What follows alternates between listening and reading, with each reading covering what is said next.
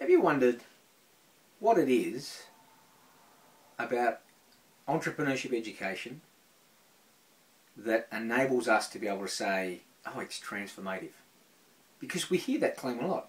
We talk about this experience that our students have. Our curriculums tend to be created around experiential learning processes. We want our students to get out there and actually experience things, to be able to reflect on things. But the challenge is, a lot of our practices continually seem to be at odds with mainstream. We're always under the pump to explain why it is that we're engaging our students in the types of learning activities we might be. How do we explain this transformative process? Well, I just started reading this fantastic book, From Information to Transformation, by Tobin Hart. I think it's a fantastic book, and I want to give you a quick preview of what I've gained from it so far. I haven't finished it yet, but I think what I've gained from it so far is worth sharing, and I think at this stage I can recommend the book. So, this is the book by Tobin Hart. Let me explain to you what I think is the big idea from the book that I think is worthy of your investigation. Hart makes the claim that information is the currency in education. The problem with that is that we don't move down or into the information, we move on from the information.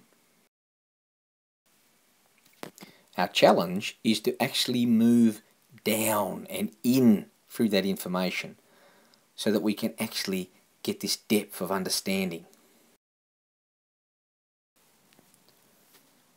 For any given piece of information, we want our students to be able to drill down into that, to be able to go on a journey. We want the information to become knowledge by getting students to understand its patterns. We don't want them merely to acquire the information, but we want them to start to master an understanding of it. We want our students to take this information, to develop knowledge of it, and become intelligent about it. Rather than accepting the answers, we want them to start to challenge the answers. Next, we want our students to develop some intimacy, some empathy for the concepts that we're working with. We want them to sort of develop a heartfelt understanding of these ideas.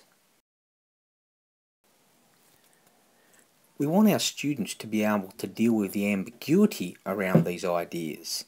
We want them to engage in sort of never-ending dialect around these ideas. Ultimately, we want our students to be able to gather the necessary facts of life, but we want them also to be able to transcend and transform them.